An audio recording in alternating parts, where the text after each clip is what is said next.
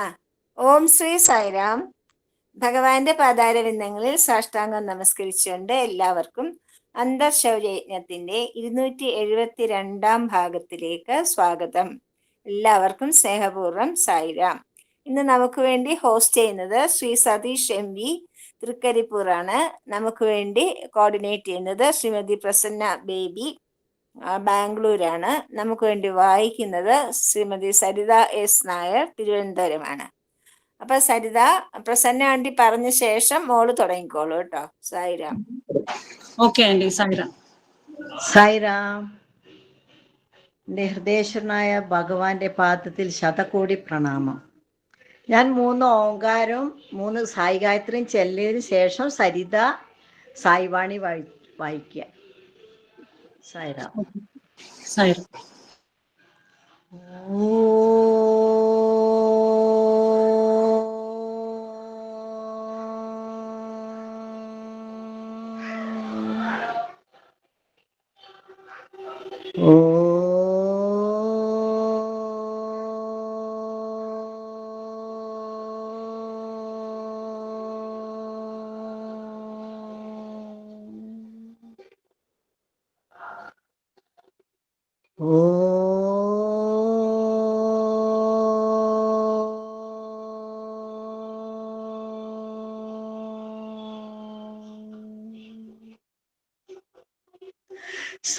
साईश्वराय विद्महे सत्यदेवाय धीमहि तन्नः सर्वः प्रचोदयात्।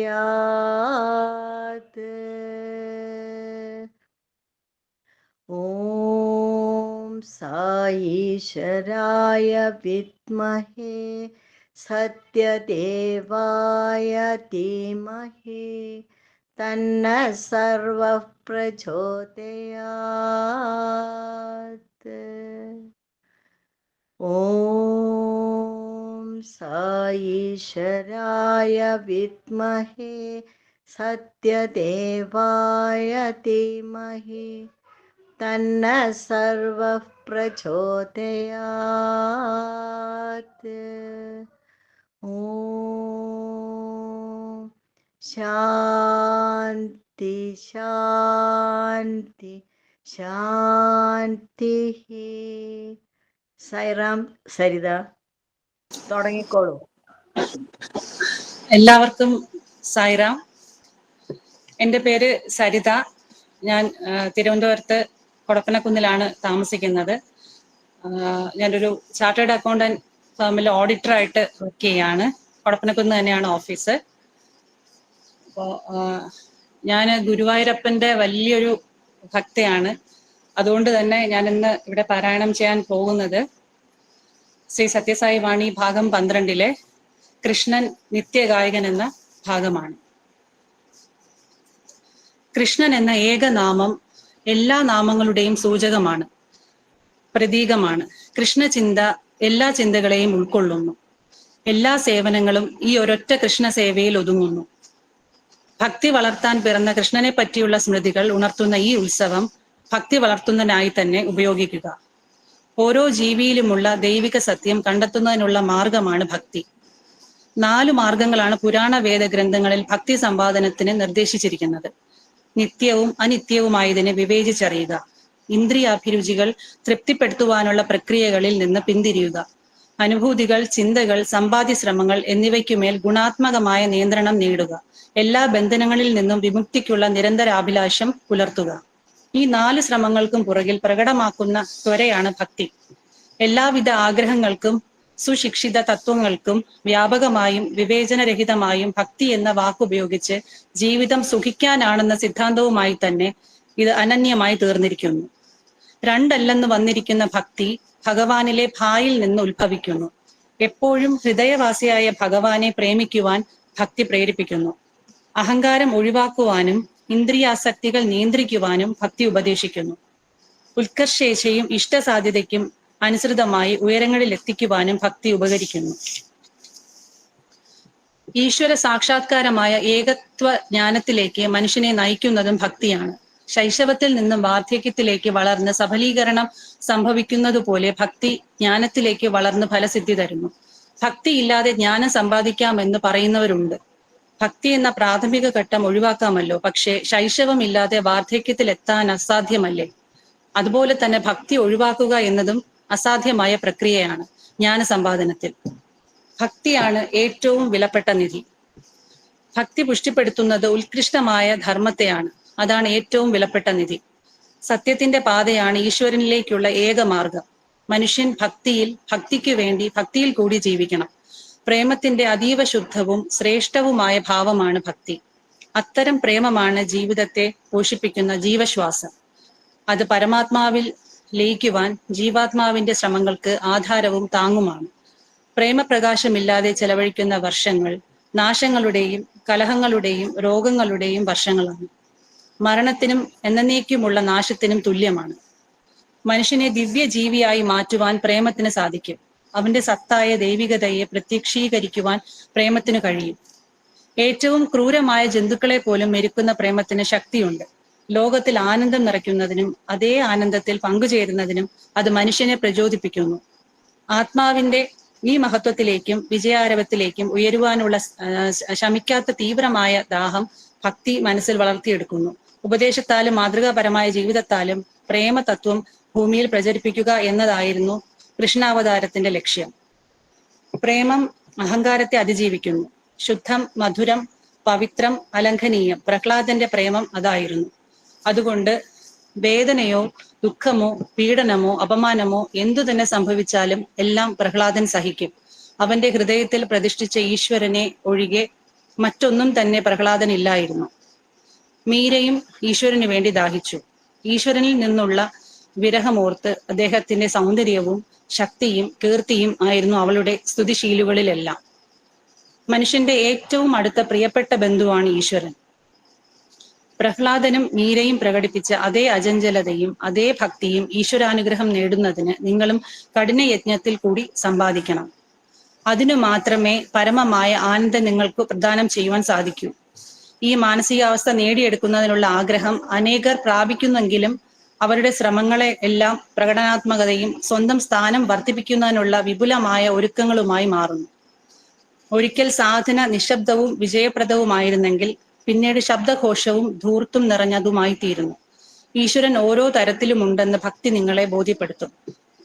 അതുകൊണ്ട് ഈശ്വരനെ തേടുന്ന നിങ്ങളുടെ ഹൃദയത്തിലെ പ്രേമം എല്ലാവരിലേക്കും പ്രവഹിക്കട്ടെ. കാരണം എല്ലാവരും ഒരേ ദൈവികതയുടെ മൂർത്തിഭാവമാണ്.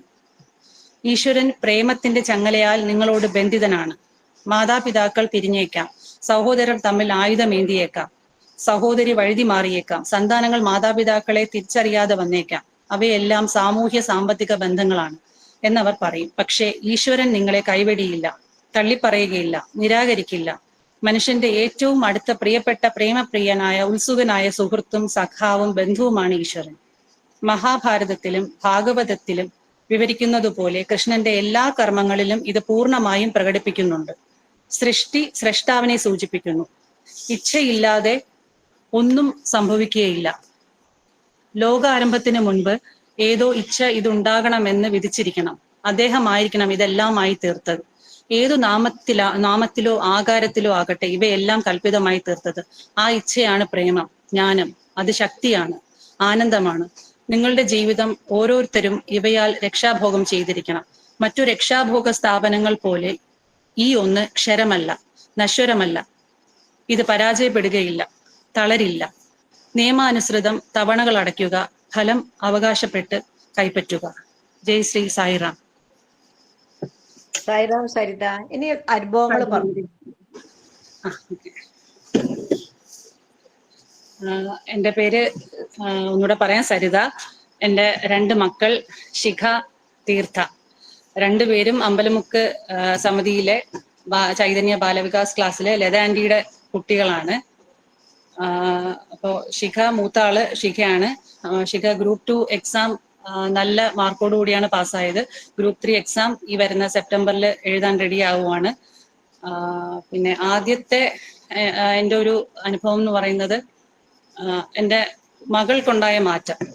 ശിഖ അവള് പഠിക്കുന്ന കാര്യത്തിലൊക്കെ ഇച്ചിരി ബാക്കിലോട്ടായിരുന്നു.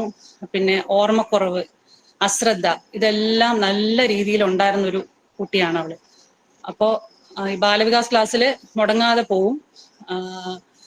അങ്ങനെ ലത ആന്റിയുടെ ആ ഒരു ശിക്ഷണം കൊണ്ട് തന്നെയാണ് അവളിൽ ഈ ഒരു വലിയൊരു മാറ്റം. കാരണം ഓർമ്മക്കുറവ് വരുമ്പോൾ ഗായത്രി മന്ത്രം ജപിക്കണം എന്ന് ലത ആന്റി പറഞ്ഞു കൊടുത്തത് പ്രകാരം അവളത് പ്രാക്ടീസ് ചെയ്യാൻ തുടങ്ങി. ഇപ്പോൾ എക്സാം ഒക്കെ എഴുതുന്ന സമയത്തായാലും വീട്ടിൽ എന്തെങ്കിലും ഒരു കാര്യം, അത് എക്സാമിന്റെ മാത്രമല്ല, എന്ത് കാര്യമായാലും ഒരു ഓർമ്മയുടെ ഒരു പ്രശ്നം വരുമ്പോൾ അവൾ അപ്പോൾ അത് മനസ്സിൽ അത് പറയും, പ്രാക്ടീസ് ചെയ്യും. അതിനനുസരിച്ചുള്ള വലിയൊരു മാറ്റം എൻ്റെ കുട്ടിക്ക് ഉണ്ടായിട്ടുണ്ട്. അതുകൊണ്ട് ലത ആന്റിക്ക് എൻ്റെ വലിയൊരു താങ്ക്സ്. പിന്നെ ഉള്ളത് എൻ്റെ അനുഭവം ഞാൻ +2 പഠിക്കുന്ന സമയത്താണ് എൻ്റെ ഒരു അനുഭവം. അത് ഞാനത് വലിയൊരു അനുഭവമായിട്ട് അത് പറയാൻ കാരണം തന്നെ എൻ്റെ മനസ്സിൽ നിന്ന് ഒരിക്കലും പോകത്തില്ല.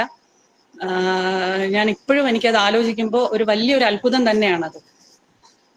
ഞാൻ +2 പഠിക്കുന്ന സമയത്ത് അത്യാവശ്യം നന്നായിട്ട് പഠിക്കുമായിരുന്നു. +2 ഫൈനൽ എക്സാം ടൈമിൽ ഞാൻ എക്സാം ഒരുവിധമൊക്കെ പഠിച്ചതാണ്. പക്ഷെ പരീക്ഷയോട് അടുക്കുമ്പോഴേക്കുള്ള ഒരു പേടി, ടെൻഷൻ, കാരണം പഠിച്ചതെല്ലാം മറന്നുപോയി. ഭയങ്കര ടെൻഷൻ, ഒന്നും ഓർത്തെടുക്കാൻ പറ്റുന്നില്ല. അപ്പൊ ഞാൻ പരീക്ഷയ്ക്ക് തോറ്റു പോകുമോ എന്നുള്ളൊരു സിറ്റുവേഷൻ വരെ എത്തി. പരീക്ഷ എഴുതണോ വേണ്ടയോ എന്നുള്ളൊരു ചിന്തയിലോട്ടൊക്കെ പോയി. അപ്പോൾ നമ്മുടെ അമ്പലമുക്ക് ബാലവികാസിലെ ആന്റി, ശ്രീദേവി ആന്റി എൻ്റെ വീട്ടിനടുത്താണ് താമസിക്കുന്നത്. അപ്പോൾ ആന്റി ഒരു ബുക്ക്, അതായത് ശ്രുതി സായി സച്ചരിതം, ഒരു ബുക്ക് വായിക്കാനായിട്ട് എനിക്ക് തന്നു. അപ്പോൾ അത് വാങ്ങുന്ന സമയത്ത് ആ ബുക്ക് എന്താണെന്നോ, സാധാരണ ഒരു പുസ്തകം കയ്യിൽ വാങ്ങിയ ആ ഒരു ഇത് എനിക്ക് ഉണ്ടായിരുന്നുള്ളൂ. കാരണം അതെന്താണെന്നൊന്നും എനിക്കറിയില്ല. അപ്പൊ എന്നിട്ട് ഞാൻ വിചാരിച്ചു, എക്സാം ടൈമിൽ മറന്നു പോകുന്ന ഒരു സിറ്റുവേഷനിൽ ഇരിക്കുന്ന ഞാൻ ഈ ബുക്ക് കിട്ടിയിട്ട് എന്ത് ചെയ്യാനാണ്? അപ്പൊ ഞാൻ പെട്ടെന്ന് അങ്ങനെയാണ് ചിന്തിച്ചത്. അപ്പം ബുക്ക് ഞാൻ വാങ്ങി, പക്ഷെ അന്നത്തെ ദിവസം ഞാൻ ആ ബുക്ക് തൊട്ടില്ല, തുറന്നു നോക്കിയില്ല, മാറ്റി വെച്ചിരുന്നു. പിറ്റേന്ന് രാവിലെ എന്തോ ഒരു ഉൾപ്രേരണ കൊണ്ട് ഞാൻ ആ ബുക്ക് കയ്യിലെടുത്തു. ഞാനത് ഭഗവാനോട് പറഞ്ഞു, എനിക്ക് എന്തായാലും എനിക്ക് എക്സാമിന് ജയിച്ചേ പറ്റുള്ളൂ, എനിക്ക് പഠിച്ചതൊക്കെ എനിക്ക് ഓർത്തെടുക്കണം, എന്നെ ഒന്ന് സഹായിക്കണം, ഞാൻ ഈ ബുക്ക് ഞാൻ വായിച്ചോളാം, ഞാൻ 7 ദിവസം കൊണ്ട്, ഇങ്ങനെയൊക്കെയാണ് ഞാൻ അന്നത്തെ എൻ്റെ അറിവില്ലായ്മയായിരിക്കാം ചിലപ്പോൾ, 7 ദിവസം കൊണ്ട് ഞാൻ ആ ബുക്ക് എന്താണെന്ന് എനിക്കറിയില്ല, പക്ഷെ ആ 7 ദിവസം കൊണ്ട് ഞാൻ ഈ ബുക്ക് വായിച്ചു തീർക്കും. പക്ഷെ അതിന് പകരം എനിക്ക് എക്സാമിന് എന്നെ ജയിപ്പിക്കണം. അങ്ങനെ ഒരു കണ്ടീഷൻ വെച്ചിട്ടാണ് ഞാൻ ആ ബുക്ക് തുറന്ന് വായിക്കുന്നത്. അപ്പോ അങ്ങനെ ഞാൻ വായിച്ചു തുടങ്ങി ബുക്ക്. പക്ഷെ അതൊന്നും, അതിനകത്തുള്ള അർത്ഥവും കണ്ടന്റും ഒന്നും നല്ല രീതിയിൽ ഉൾക്കൊണ്ടിട്ടല്ല ഞാനത് വായിച്ചത്. പക്ഷെ ഞാനത് ആ ഒരു ഫ്ലോയിൽ അങ്ങ് വായിച്ചു. ഫസ്റ്റ് ഡേ വായിച്ചു. എല്ലാ ദിവസവും രാവിലെ എഴുന്നേറ്റ് കുളിച്ച് വ്രതം എടുത്തൊക്കെ തന്നെയാണ് വായിച്ചത്, വിളക്ക് കത്തിച്ചൊക്കെ തന്നെയാണ് വായിച്ചത്. ആദ്യത്തെ ദിവസം വായിച്ചു, രണ്ടാമത്തെ ദിവസം വായിച്ചു. അങ്ങനെ 6ാമത്തെ ദിവസം രാവിലെ ഞാൻ വായിച്ചു കഴിഞ്ഞു. വൈകുന്നേരം ആയപ്പോ എനിക്ക് ശരീരവേദന, തലവേദന, എഴുന്നേറ്റിരിക്കാൻ വയ്യ, നല്ല രീതിയിലുള്ളൊരു പനിയായി. അപ്പൊ എനിക്ക് മനസ്സിലായത് ഇനി കംപ്ലീറ്റ് ചെയ്യാൻ എനിക്ക് പറ്റത്തില്ല. കാരണം എഴുന്നേറ്റിരിക്കാൻ, കണ്ണ് തുറക്കാൻ പോലും പറ്റാത്തൊരു അവസ്ഥ. അപ്പൊ എക്സാമിന് ഒരു 3-4 ദിവസം മുന്നെയാണ് ഇത് സംഭവിക്കുന്നത്. അപ്പൊ ഞാൻ വിചാരിച്ചു ഇനി എന്തായാലും എനിക്കത് വായിക്കാൻ പറ്റില്ല, എക്സാമിന് പഠിക്കാനുള്ളത് പഠിക്കുകയും വേണം, അതിനിടയ്ക്ക് ഇത് വായിച്ചു തീർക്കാന്ന് പറയുന്ന പോസിബിൾ ആയിട്ടുള്ള കാര്യമല്ല, അതുകൊണ്ട് അത് മാറ്റി വെക്കാം, പഠിക്കാനുള്ളത് നോക്കാം എന്ന് വിചാരിച്ച് അന്നത്തെ ദിവസം ഞാൻ ഒന്നും ചെയ്തില്ല, കിടന്നു. പിറ്റേന്ന് രാവിലെ 7ാമത്തെ ദിവസം രാവിലെ എനിക്ക് ഈ ഒരു അസ്വസ്ഥതയൊക്കെ ഉണ്ടായിട്ടും ഞാൻ എങ്ങനെയോ എഴുന്നേറ്റു.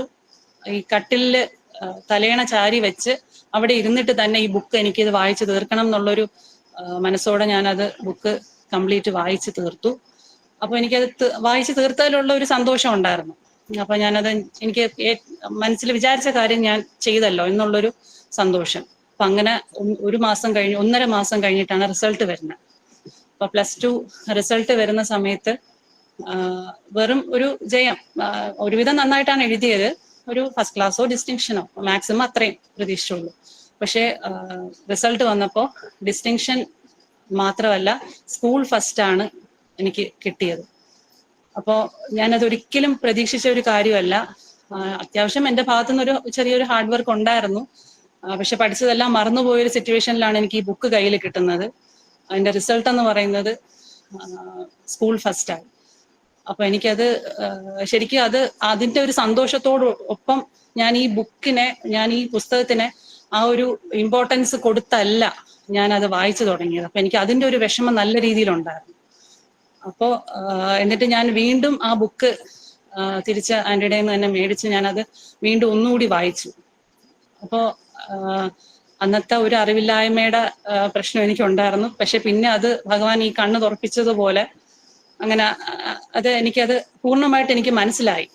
ഭഗവാൻ കൂടെ ഉണ്ട് എന്നുള്ളൊരു കാര്യം മനസ്സിലായി. ഇതൊരു ഏറ്റവും വലിയ, ഞാൻ മനസ്സിൽ എപ്പോഴും സൂക്ഷിക്കുന്ന ഒരു അനുഭവമാണ്. പിന്നെ കുഞ്ഞു കുഞ്ഞു അനുഭവങ്ങൾ ഒരുപാടുണ്ട്.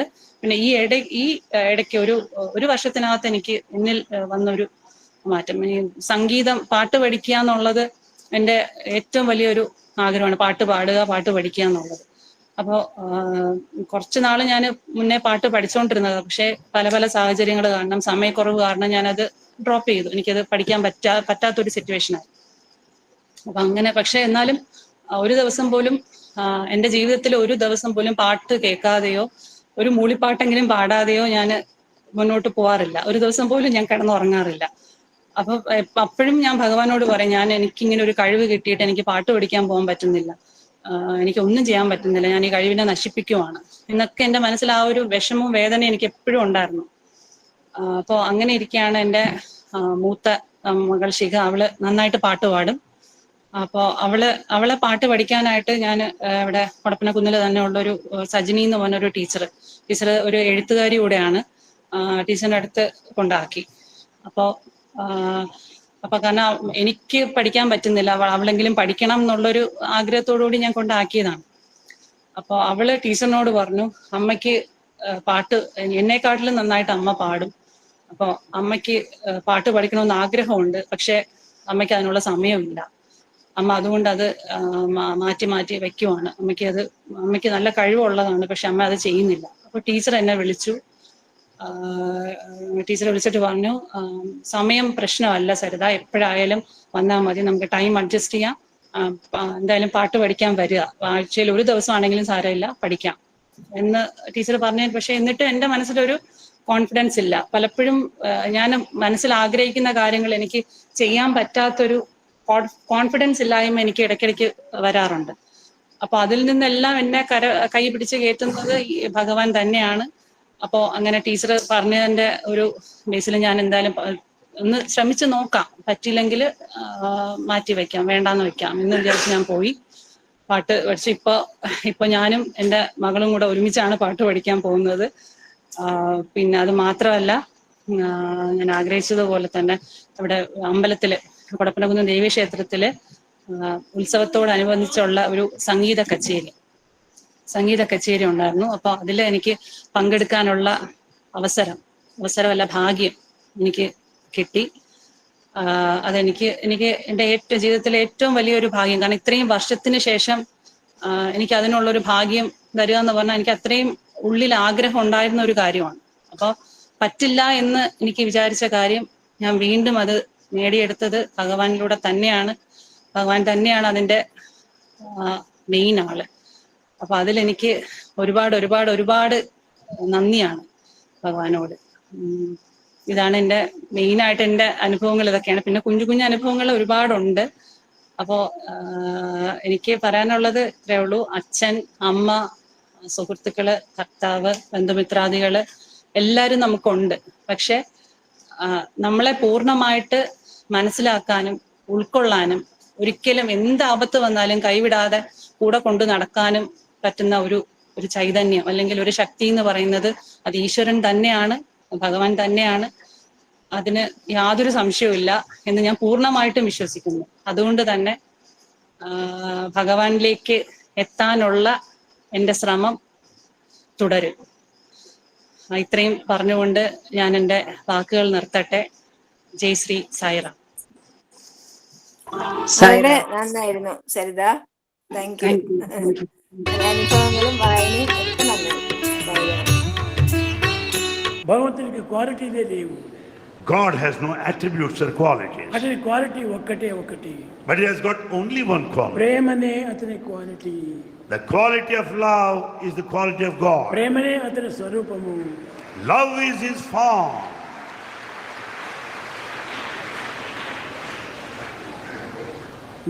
నిన్నెవరైనా ప్రేమతో సంభాషిస్తే అది నాకు ఎంత ఆనందమో చెప్పలేను. Bhagavan says it is beyond expression as he talks to people lovingly. ఆ ప్రేమ లేకుండా కేవలము పరిహాసంతో కానీ లేక పవిత్రమైనటువంటిదని కానీ భావించి నన్ను వర్ణిస్తుంటే అది నాకు చాలా అసహ్యం వేస్తుంది. On the other hand, if you talk as a matter of fun, limiting to description, Bhagavan is vexed or disgusted with such talk. కనుకని ప్రేమతో నన్ను పలుకరించండి. Talk to Bhagavan with all your love. ఆ ప్రేమతో పలికినటువంటి పలుకులకు అన్నిటికీ అక్కడనే జవాబు వస్తుంది. You get the response then and there itself when your words are full of love. ప్రేమతో సాయి అని పిలుచు. Say with all love, Sai. ఓయి అని పలుకుతారు. You get the response, Oi, Oi. కనుకనే ప్రేమ లేనటువంటిది మాత్రము నన్ను ఏమాత్రం కదిలించలేదు. Nothing can touch or move Bhagavan if ఆ there is no ప్రేమను love. మాత్రము కవరుగా చేసుకొని నన్ను పలకరిస్తే నేను ఎప్పుడైనా పలుకుతుంటాను. Bhagavan will certainly respond if we talk to him with love.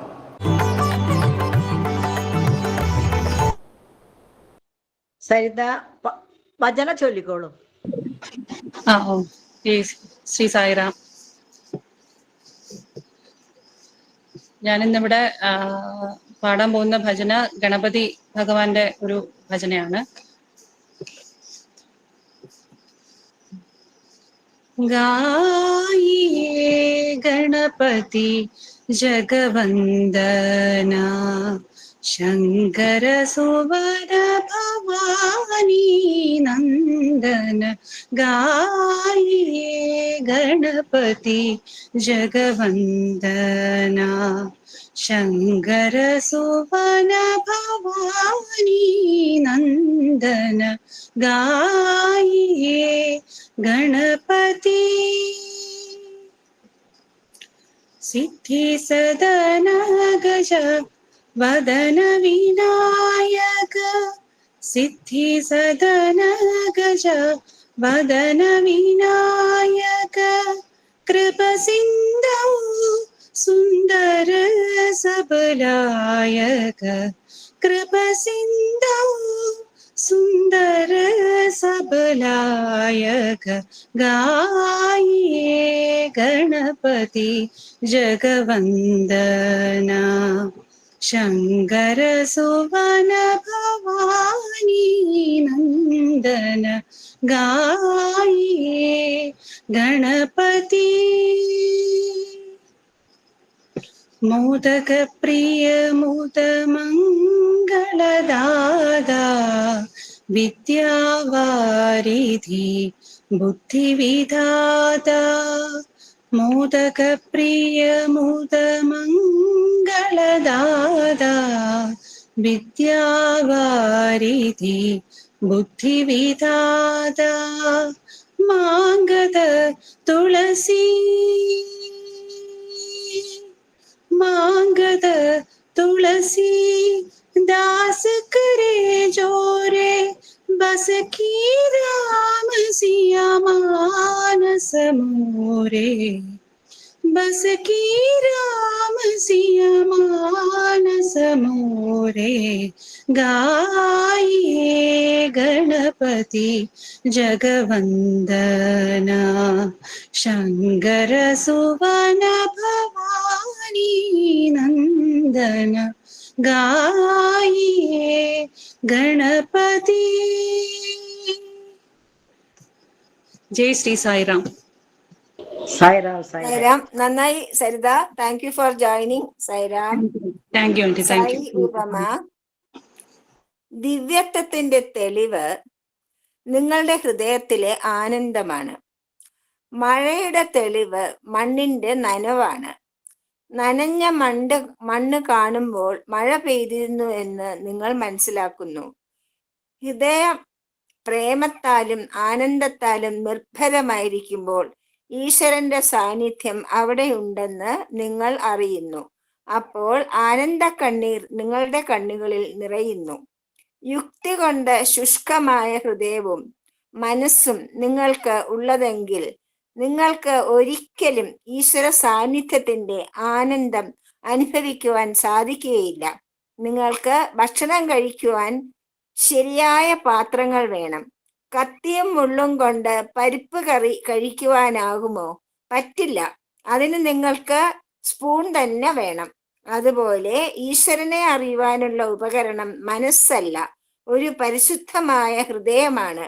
അങ്ങനെയുള്ള ഹൃദയത്തിൽ മാത്രമേ ഈശ്വരന്റെ പ്രതിബിംബം നിങ്ങൾക്ക് ദർശിക്കുവാൻ സാധിക്കുകയുള്ളൂ. ജയ് സായിരാം. സായിറാം സരിത, വളരെ നന്നായി. എല്ലാവർക്കും സായിറാം. സമസ്തലോകാ സുഖിനോ ഭവന്തു. സമസ്തലോകാ സുഖിനോ ഭവന്തു. സമസ്തലോകാ സുഖിനോ ഭവന്തു. ഓം ശാന്തി ശാന്തി ശാന്തി. ജയ് സായിറാം. ആർക്കും സായിറാം. സായിറാം.